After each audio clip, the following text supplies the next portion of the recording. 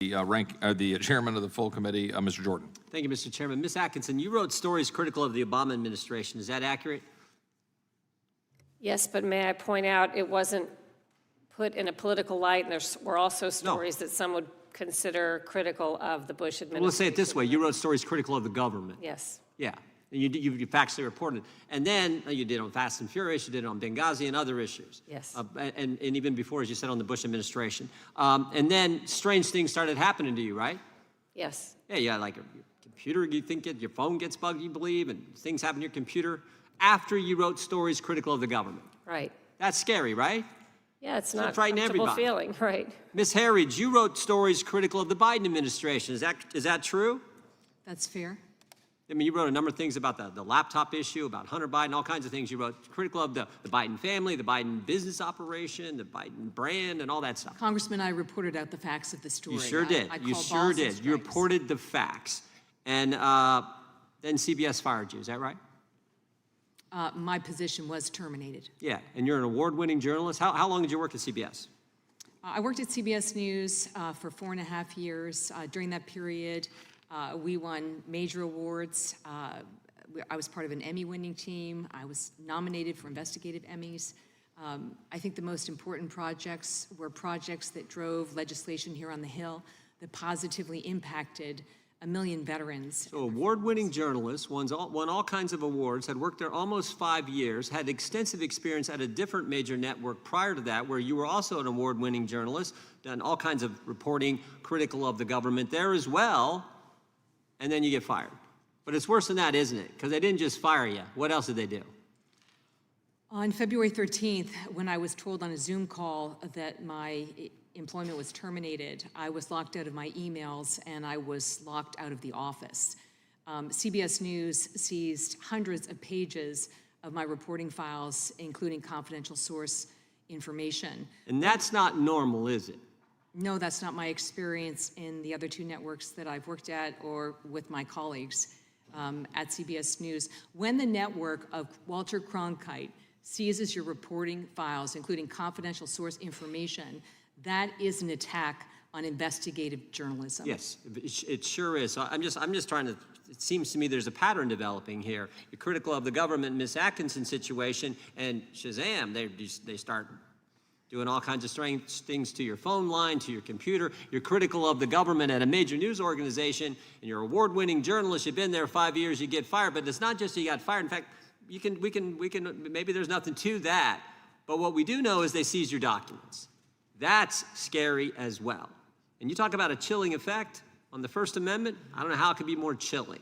Now, thank goodness the lady sitting beside you, they stepped in, right? Because they're stepping in and helping. Them stepping in helped you get because you got your files back finally, didn't you? I did get the files back. If I didn't have the support of SAG-AFTRA really publicly standing up for journalism, I don't believe that I would have received the files and they would have been returned. And I just want to be clear, Congressman, wherever you work, if this happened to you, it's an attack on free press, it's an attack on the First Amendment. It makes it more challenging for reporters to work in the future. That disrupts the free flow of information to the public. They call it journalism a profession for a reason, because it's about an informed electorate, and it's a cornerstone of our democracy. I can only speak for myself. When my records were seized, I felt it was a journalistic rape. Ms. Cavallaro, have you ever seen that before, where when someone is leaving an employment at a major news organization, they seize their documents? I can't say that SAG-AFTRA is familiar with every single case of termination or departure where... I'm not asking that. I'm saying, have you ever seen anything like this? I have no recollection of seeing... Well, that should scare us too.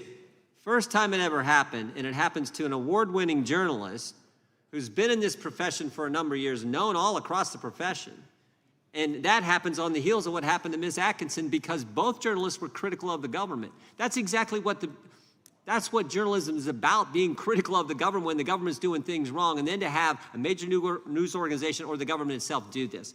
In your testimony, Ms. Harridge, you had a very important line. You said, if confidential sources are not protected, journalism is dead. And I agree, but it would seem to me if retaliation is allowed by the government or by some major media outlet, journalism is dead as well.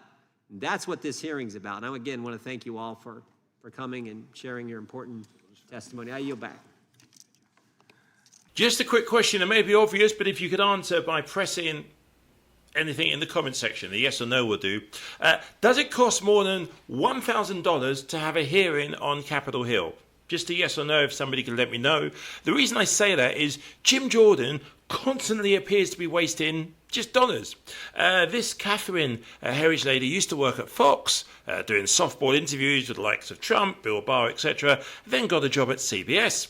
CBS are now not allowed to decide who they employ and who they fire because Jim Jordan says so. And so he's wasted a whole Thursday morning having a hearing. And talk about, now I've seen enough court cases to know if you try and put words into the witness's mouth, it is called leading the defense or leading the prosecution or something like that. But this is what Jim Jordan does. How is this? Tell me this much. Is this the best use of $1,000? It may cost more.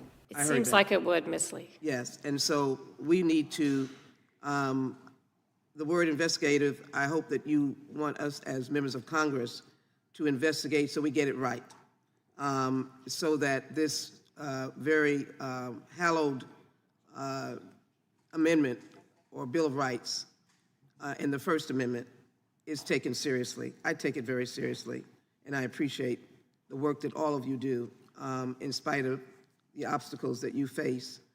This is America, and we have mountains and valleys. I would like to get a sense from all of you where we are in the comfort level of your protection. I'm going to start with Johnson. I appreciate the Institute at Columbia, I believe. And I want to make sure we've got the Press Act that may be needing to be reimagined. We're looking at other legislation that allows investigative reporters to work, but not, I think there's a fine line between, I want to use the term abuse on both sides, but there's a fine line. So I'm going to start with you, Ms. Johnson. What more care do we need to give to have the work of an investigative reporter work? And I'm going to ask each of you that question. I think that will help us. I'll be finished, and I'll have to get another hearing at another point to go into more deeply concerned issues. But Ms. Johnson, if you would, quickly. So I think the first thing that we need to do is to ensure the Press Act gets passed into law and signed. But I think it's also important to remember and to recognize this is a fraught time for journalists. We have new surveillance technologies. We have a question of funding for journalism itself. And so it's really important to do what Congress can do in the immediate term to protect information that is vital to our democracy, which is to protect journalists and allow them to do the job we need them to do. And are you concluding your testimony by saying that would be to pass the Press Act and have funding? The first thing Congress should do, yes, is to pass the Press Act, ensure that it is signed into law in order to protect journalists and allow them to be able to give assurances to their sources that they will not be revealed. There is, of course, a bigger question about funding for journalism as a profession as a whole. Yes. All right. Ms. Atkinson, where do we need to go with this? One outstanding issue is regardless of what laws are passed, we know from the factual record that there are bad actors inside our agencies that will violate laws. So a law doesn't necessarily provide full protection.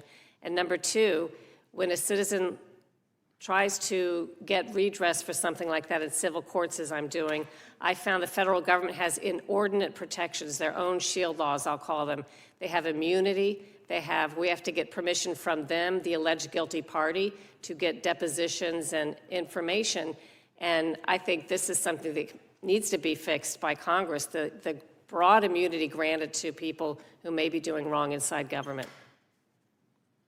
And is there any detriment to the IE, I'm on another, on the AI, is there another detriment to the fact that AI exists amongst us?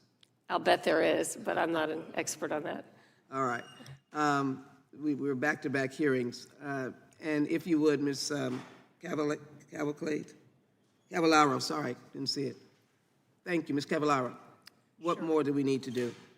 So SAG-AFTRA has for decades supported a federal shield law, and we would first hope that the Press Act passes. I think that's a priority. I think we need to take that first step. I do think there are other challenges facing journalism and journalists that we would love to use our voice as a labor union representing journalists to advocate for, but I do think that it's a priority. I think the idea that this passed unanimously and there is bipartisan support should mean it's something that we should be able to move forward quickly and expeditiously. We're going to do a deep dive on that. I want to just quickly finish, I think, with Ms. Atkinson. Herridge. Herridge. I'm looking at Ms. Herridge. Yes, thank you. If you would. Sure, thank you for the question. I agree with my colleagues. I think the imperative is to get the Press Act